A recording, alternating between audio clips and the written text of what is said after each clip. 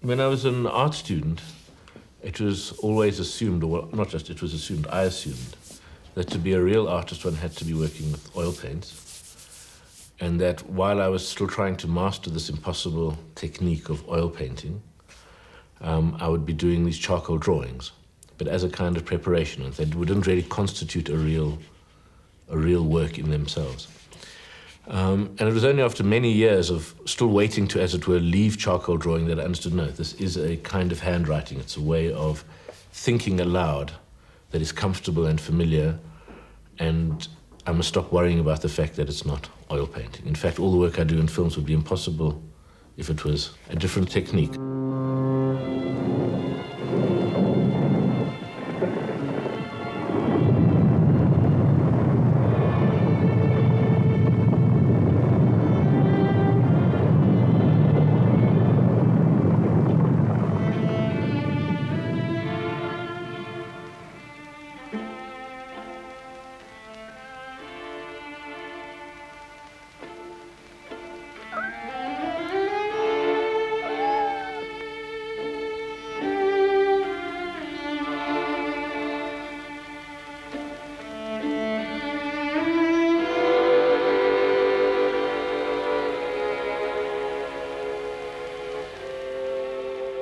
The technique I use for making animated films is extremely simple. It involves simply a sheet of paper and the camera.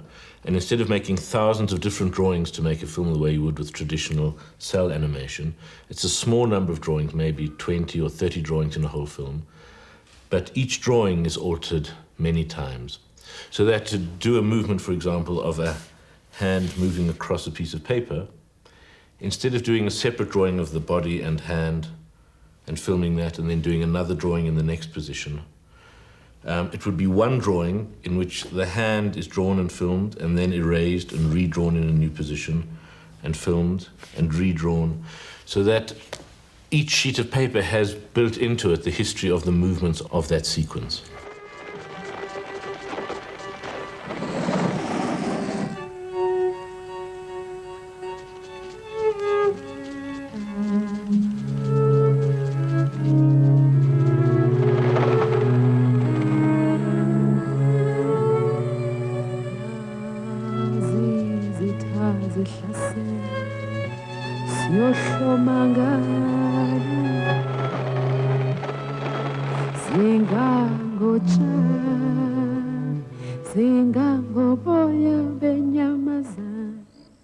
What this very simple process of animation does, the process itself brings certain kinds of meanings to the work. So that if you have a drawing of a piece of paper blowing across a field, or a piece of animation of a piece of paper blowing across a field, if you're working with cell animation, you have a perfectly clean image on each stage of the paper's journey across that field. And in each image, there's sort of no necessary reference to where that sheet of paper has come from. You can add that in, you can put tail lines behind the sheet of paper, but that's like an addition to try to allude to something outside of the film. When this is drawn with charcoal on a sheet of paper, it's an image of a fragment of paper in a landscape, which is filmed, and then the image is redrawn and filmed again. And however hard you try to erase the previous image, a trace of it still remains on the sheet of paper that's being filmed. And so what each sequence of the film carries within it by itself, without that as a deliberate addition, is a trace of what's happened on that sheet of paper. In other words, what the technique itself does is have some sense of a passage of time, of process, of progression.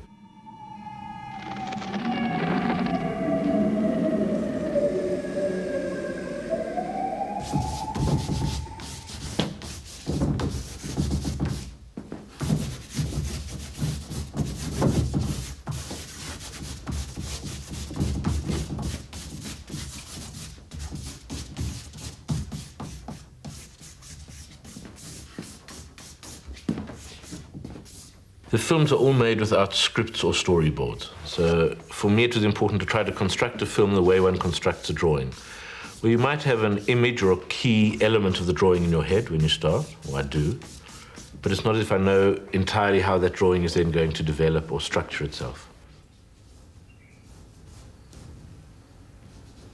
One of the strategies for making the films is to say, go with an impulse or a whim or an idea, even if its final meaning isn't clear at the starting point. And that very often there are ideas or ways of connecting images which one won't reach consciously, which aren't the result of rational thought, but which nonetheless have a kind of veracity.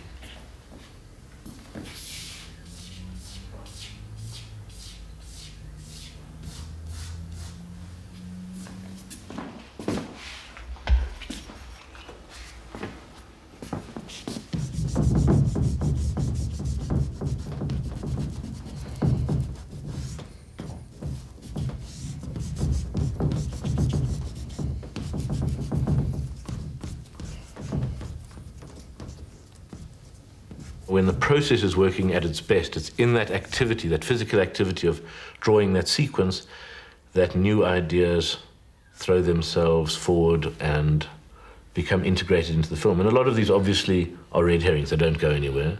But occasionally there's a kind of breakthrough that happens in the process of drawing. Just the actual physical process of repeating and repeating the drawing is what releases a new way of thinking. So for example, in the film Mine, there's a sequence where Soho is sitting in bed with his coffee plunger. And I knew when I was doing that, when I'd started that day, that I had to find some way of connecting him to the part of the world underground, which I'd already drawn. And I thought, do I draw him out of bed? Do I draw him then in his office? Do I draw a mine headgear? And gradually, what is the minimum number of steps it takes to tell an audience we're going from his bed to his office to the mine that he owns? And it was only halfway through that activity of actually drawing the coffee plunger, rubbing it out, filming it, redrawing it, that I suddenly understood that that plunger could go through the coffee pot and down further into the mine.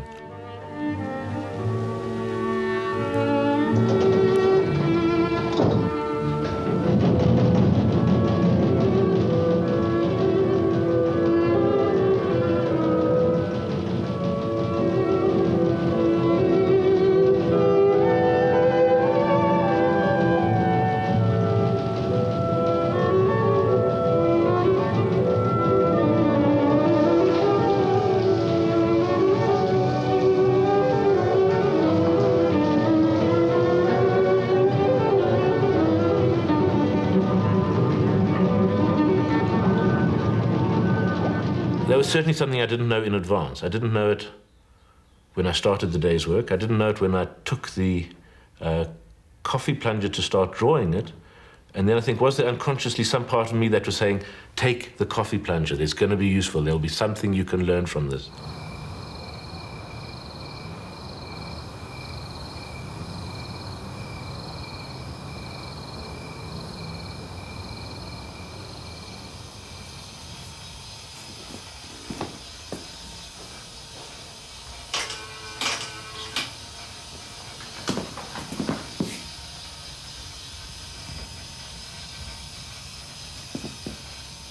And there's a very different kind of process doing a drawing that's being filmed and animated and doing a drawing that just exists as a drawing. The sense when it's an animated drawing, each stage of it is provisional. It's going to be seen for a 25th of a second, maybe a 12th of a second if I'm shooting 2 frames at a time. But it's not going to be a finished object under scrutiny.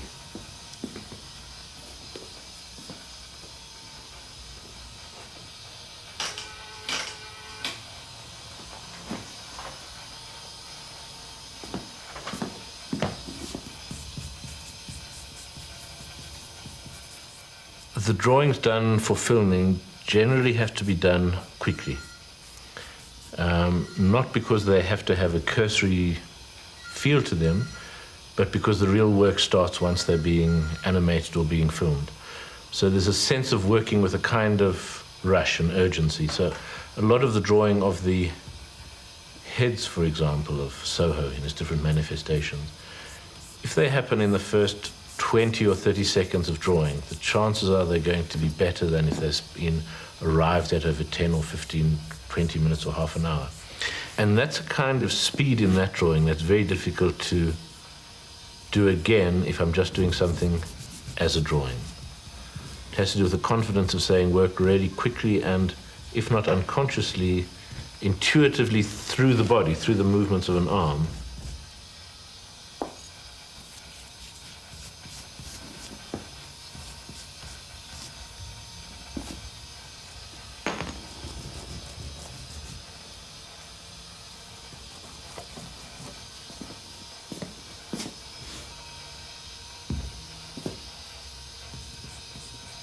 The filming itself is very direct. It's an Arriflex 2 35mm camera, which has got an extra motor put on the side for running the motor to single frame.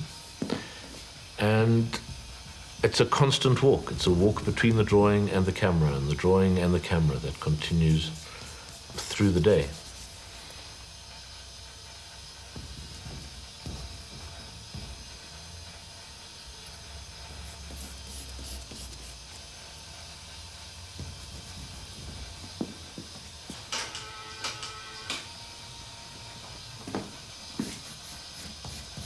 It's never thinking, am I making a beautiful drawing, a beautiful object, which brings a whole lot of different kinds of considerations, and rather what is needed in this drawing in its moment in the film. And in fact, where I get precious with the drawing, I think, oh, this is in the film, but it's also turning into a beautiful drawing. My actual way of drawing it in the film very often becomes very tight and precious and usually has to be abandoned, or I need to do very rough erasures to bring it back on track.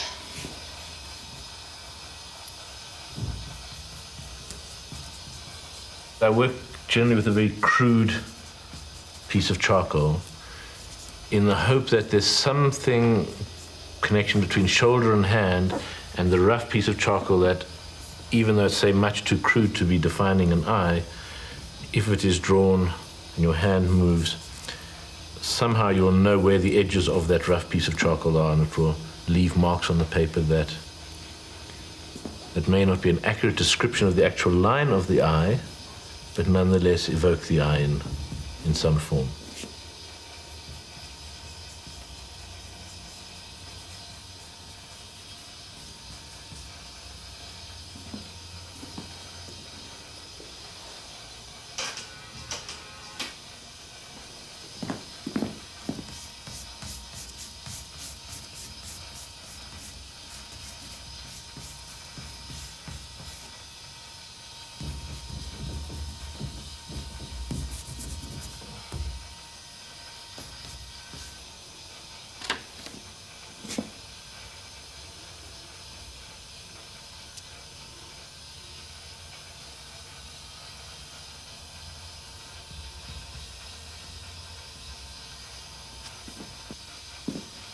The heart of the films is, and the heart of the drawings is always monochromatic charcoal drawing.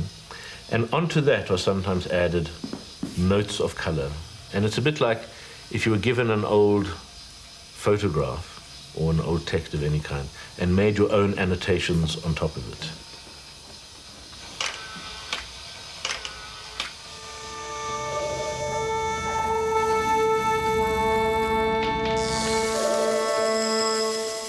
Stereoscope is the 8th in the series of Soho Eckstein films, which have been made over the last 10 years. And the longest one, I think, was Felix in Exile, which is 9.5 minutes, and the shortest one is Monument, which is about 4 minutes. So they're all between 4 and 8, 9 minutes, which is short as a film, but quite long as a piece of animation.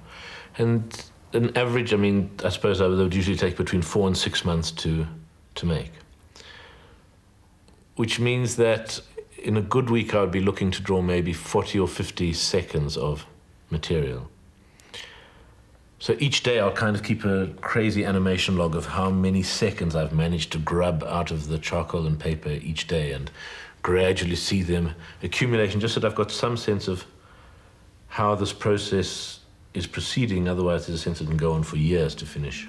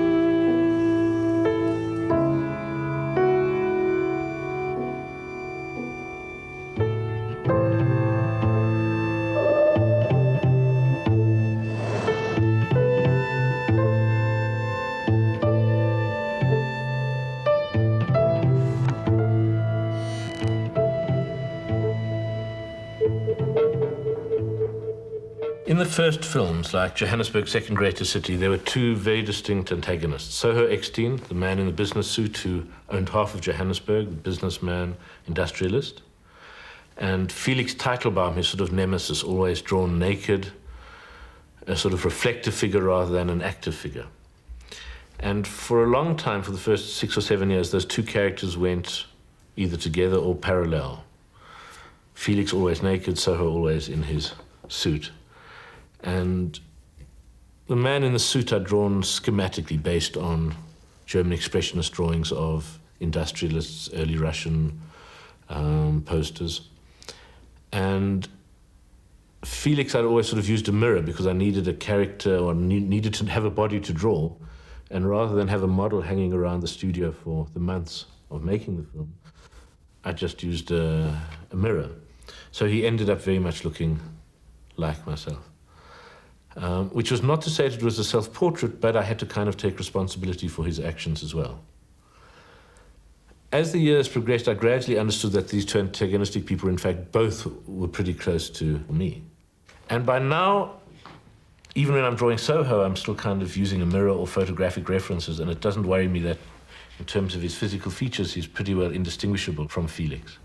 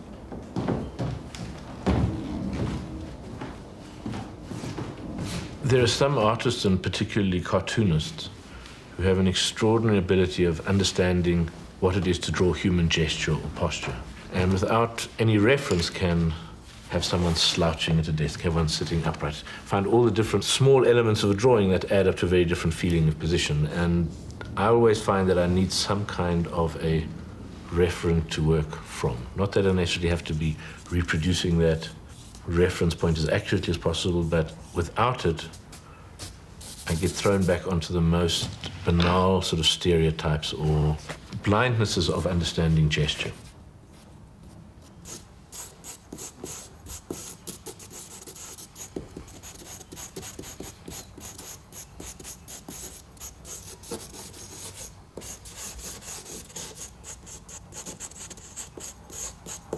sometimes I work literally with photographs that I'll take of myself for Soho, just in a jacket, so I can see what is the fold of a jacket, how does it actually sit and shift. I'm very bad at holding in my head those kinds of constructions of how the world turns itself into a drawing. So it's a strange sense of surrounding myself with naturalistic references, whether they're sketches or photos, and needing to have them there, but not to try to redo a kind of naturalism.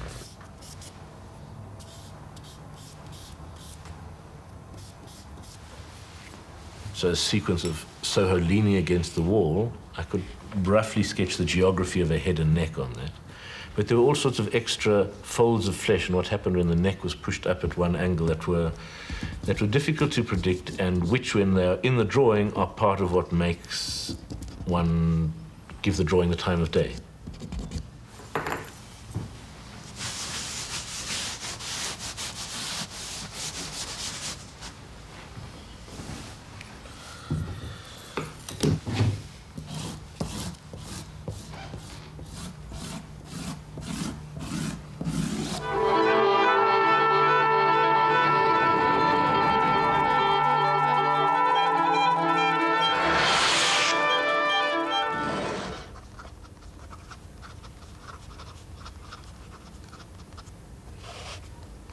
The film I'm working on at the moment, called Stereoscope, referring to those sort of visual machines in which you'd have a double image, which you look at with each eye, but which in your mind get joined into a single three-dimensional image. Now, I'm sort of working in reverse, that you'll start with a single image, and it's about the split of that image into the two parallel images, obviously as a way of talking, not so much just about images, as a way of talking about the way in which we are so split up into different kinds of selves, and really how do they relate to each other.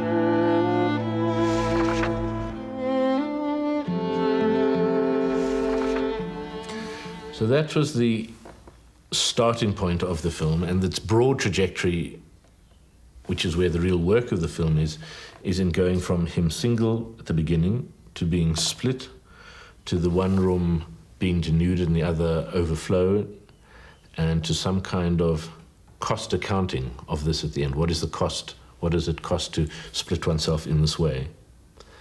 Or to acknowledge that one is split in this way.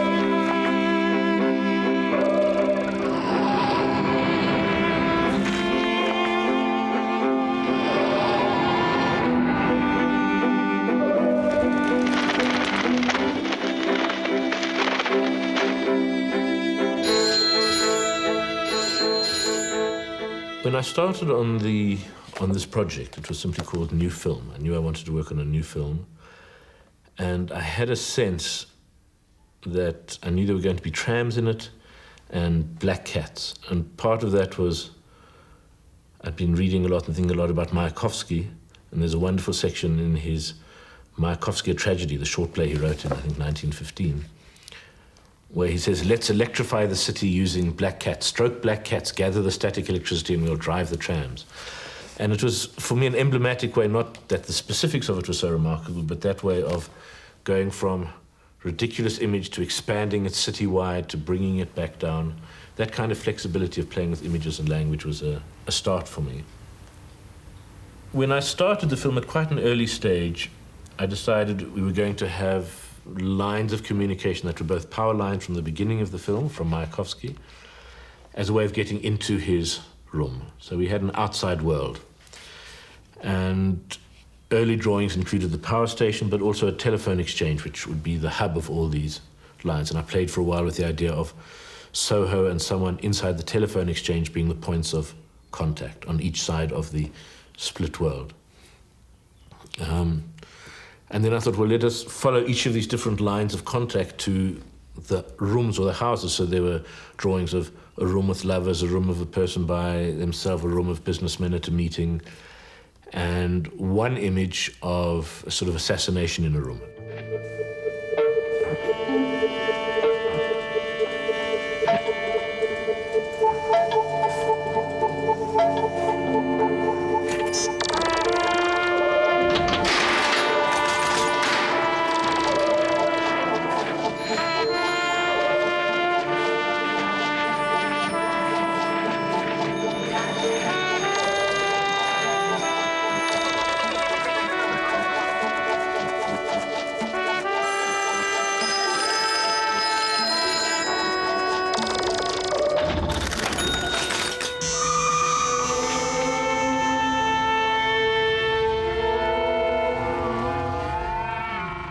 The blue lines, I think on the one hand they're trying to make something directly visible that is normally invisible. And I think a lot of the films, or no, not the films, a lot of drawing, a lot of the activity of being visual artists is trying to some way bridge the gap between what we can see and what we know. So in the same way that, in some way the films record a passage of time by the successive erasures, one of the things you can do in this kind of animation very easily that becomes either enormously complicated or stylistically odd would be to draw literally, very literally, links and connections. Like a child's very schematic drawing or a diagram almost. So that the blue lines I'm not working out what is this person's connection to that. I'm sort of saying the world is constructed by this network of lines of information, of thought, of concern, of whatever the different kinds of connections that we have between different parts of the outside world and ourselves as we get them.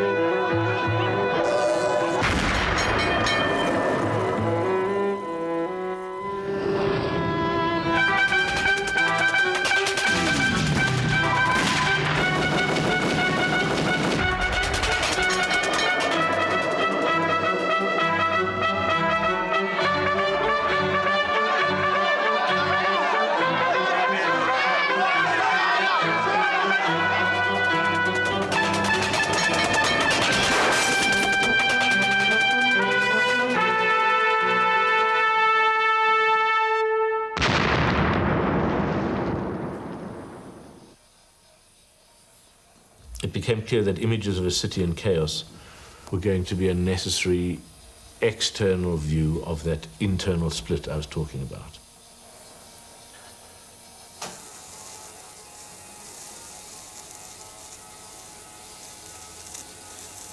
And I spent some time drawing and shifting between different images of chaos and how does a sense of disorder in the world outside fit into how one feels inside? Do we take a strange sort of comfort for saying, well, if I'm feeling kind of uncertain and unclear, that does correspond also with a kind of anarchy, or if not anarchy, a kind of imprecision and disorder in elements of the world outside.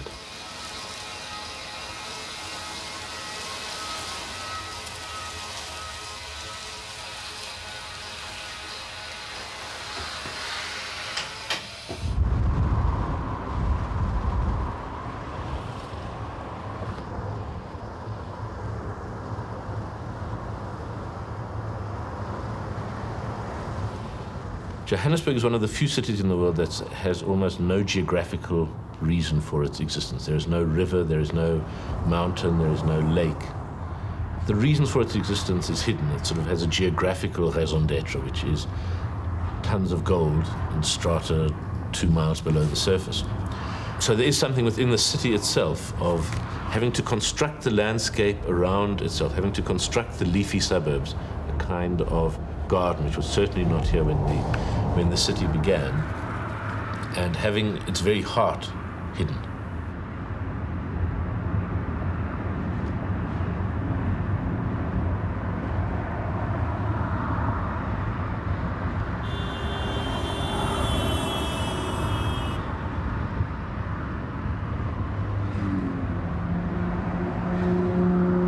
Johannesburg as a city is a kind of desperate town. The center of it is sort of struggling to keep itself viable as more and more corporations leave it and put their headquarters elsewhere. It was always a city that felt abnormal in the sense that there was this huge separation. Black people largely living in Soweto on one side, and a circle of white suburbs around the city center, with odd pockets of black people living in Alexandra Township, and a huge gulf between a very brutal city center and an extraordinarily generous, leafy series of suburbs where the middle classes lived in my childhood and my life is spent. So that in the immediate day-to-day living, there's a comfortable garden life, but it's very closely attached to a very much more brutal and less forgiving heart of the city.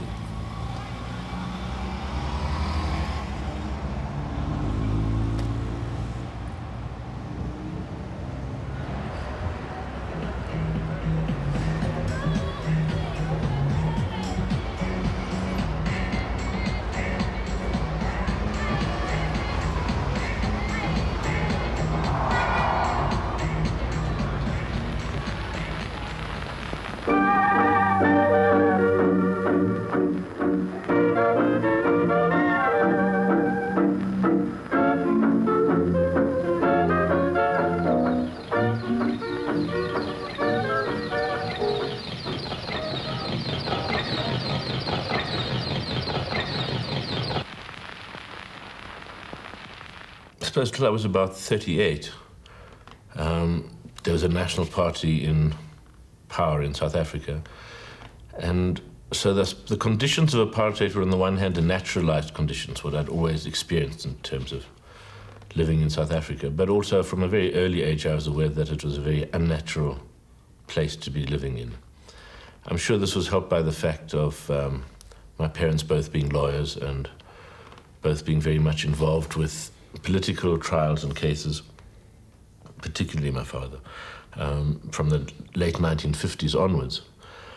So in that, I suppose there was a slight difference with most of my contemporaries at the whites-only, boys-only school that I attended, in that there was a sort of an awareness of abnormality which would have been foreign to most of them, where there wouldn't have been that kind of perspective into what was happening around.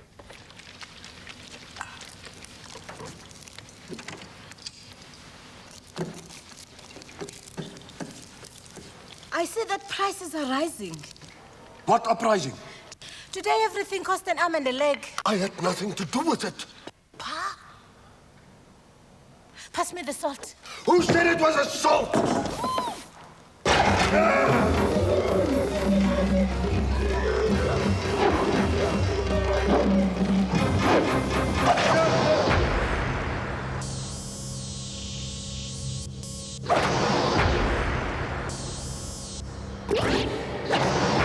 When I was a lot younger, I used to have a lot of difficulty in deciding, was I going to be in film, was I going to be in theatre, was I going to be an artist?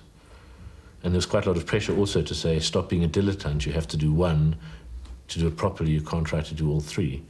And it was rather through indecision and inertia rather than clarity of purpose that I kept on doing each of those activities. And it's only many years down the track that I understand temperamentally that is how I have to work. That if I try to be simply in the one room, it becomes a kind of impossible activity. And the fact of shifting across into the different worlds of drawing or theatre or film is a very important way for them to nurture each other.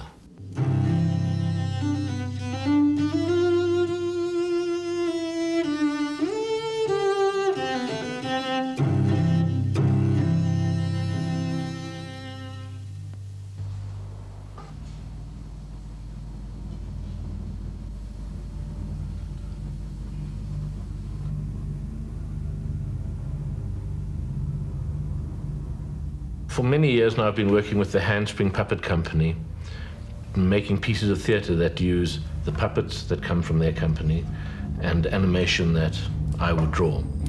And so this form of combination of puppets and animation was the heart of the collaborations. And in this, the film elements, the projections at the back of the stage, you have a projection at the back of the stage in front of which you have actors and puppets.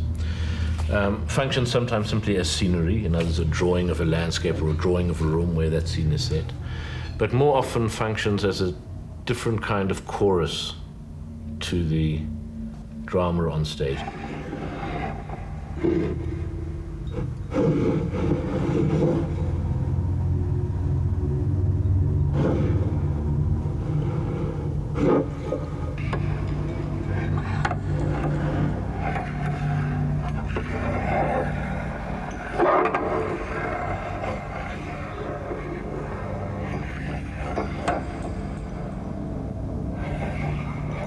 Either it will be what someone is seeing. If they look at a book, as they turn a page on the screen behind, you'll see the image of what's in the book. Or it might be equally, they're looking at an object and what you see on the screen is a transformation of the object or what they are thinking. So you'll have a doctor with a stethoscope at someone's head and what he's hearing will be represented on the screen. So it's not as if there's in general, a strong narrative that has to be in the screen elements for the play.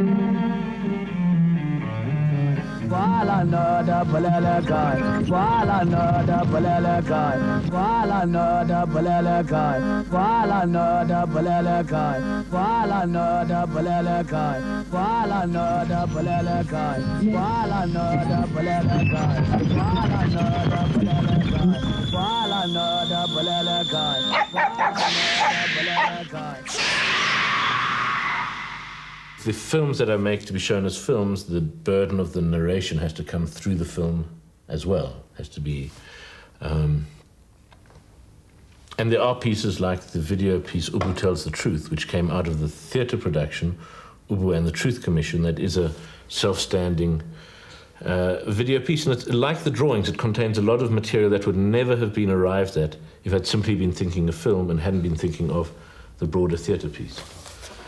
And in the case of Ubu Tells the Truth, that which ends or has an existence as a piece of video, its starting point, in fact, was a series of etchings on Ubu. When the etchings were done, I thought it would be interesting to animate an element of them, a white line drawing of Ubu, like Jari's representation of him. And only later on did I think of working that image of Ubu into material from the Truth Commission, which came from a theatre project I was working on with Handspring Puppet Company.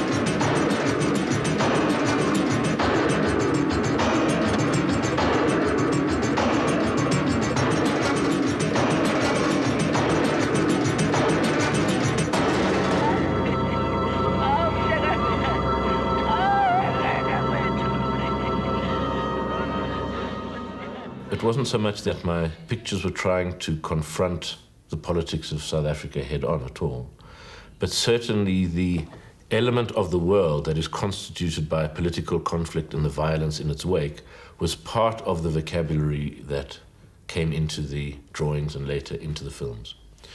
So the drawings and the films particularly function somewhat as a diary. In other words, if you were keeping a record of the days, it would be a combination of large events outside which are big enough to impinge on you, crowds marching down the street outside your window, get into your diary, but also your own private toothache, your fight with your brother. These things all get a kind of equal weight in one's head. So that, sort of a violence or a hijacking that happens to someone you don't know has a very small space in your head. As soon as it happens to you, it obviously expands.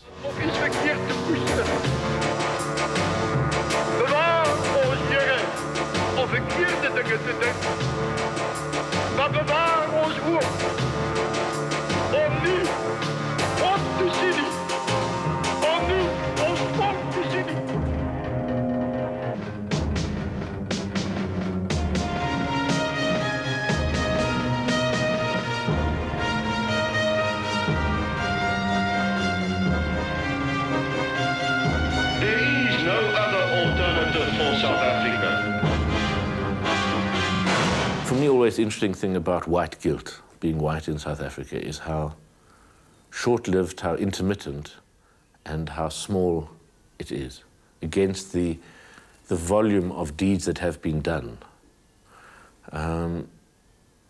If one wanted to, one could, write a sliding scale of people who feel guilt once a year, never, in principle refuse to feel guilt, are destroyed by it every day.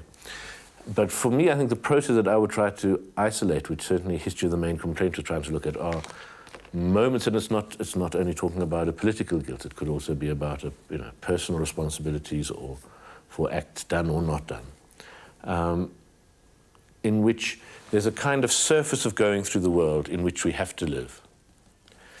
And there are moments where there are either cracks in it which we fall down or points which stick out, which give us a jolt and remind us. And do change us, but nonetheless do not sit on top of us all the time. For me, it's hard to separate that with just trying to understand a personal and social past. How is it that we've got to where we are now? And what are the kind of forces and impressions that constitute one as an individual?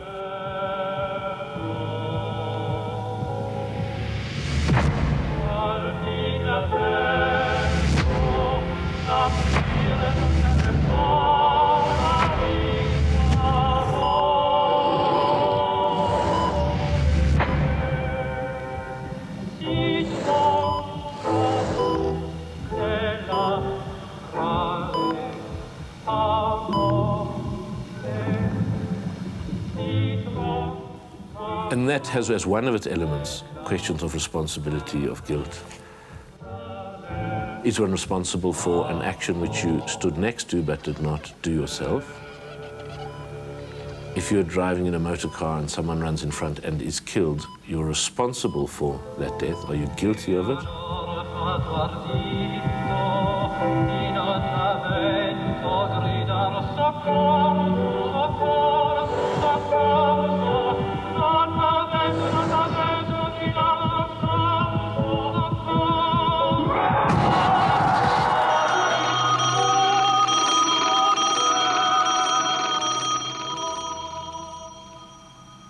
I think in the later films, particularly Felix in Exile and in History of the Main Complaint, even though in one sense they're looking quite closely at Felix or Soho, the heart of the films is very much about questions, in the one case of memory, in the other case of responsibility, that were questions I was asking myself, but certainly are not entirely private questions. And I think there is also a kind of polemic in the films that I'm interested in, which is a formal polemic, which has to do with saying it should be possible to make a political art, but that an art that captures within it the kind of ironies, ambiguities, and contradictions that are there in the political world. One of the things one normally associates with political art is a sort of clarity of purpose, of thought, of program. And I think that that clarity of thought and program and purpose is often absent in the real world. And that behind a clarity of rhetoric, there's often a great confusion of goals, aims, agendas. And the films have been saying, or trying to say in a way, that open-endedness, which is part of the films, does also reflect a kind of open-endedness outside of them.